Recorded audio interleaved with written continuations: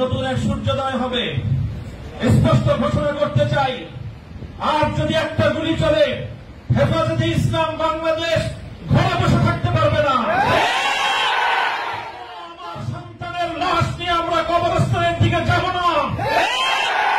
পরবর্তী সন্তানের লাশ কাঁধে আমির হেফাজত ইনশাআল্লাহ রাজপথে যখন নামবেন, টেকনাফ থেকে তেঁতুলিয়া পর্যন্ত পথ ভাঙ্গা সেই গণজোয়ার রুখে দেওয়ার সাধ্য কারো হবে না।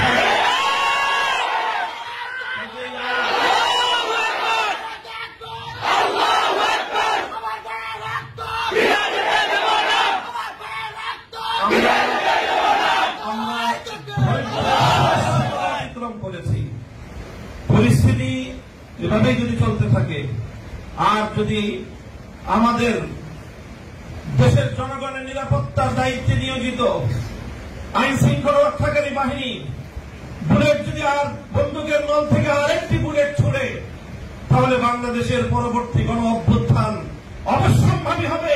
সে অভ্যুত্থান রুখে দিতে কেউ পারবে না। আমরা আল্লাহ পাক রব্বুল আলামিনের কাছে দোয়া করব, যারা বৈষম্যের বিরুদ্ধে জীবন দিয়েছে, অত্যাচারীর হাতে যাদের প্রাণ গিয়েছে, তারা নিঃসন্দেহে শাহাদাত বরণ করেছে।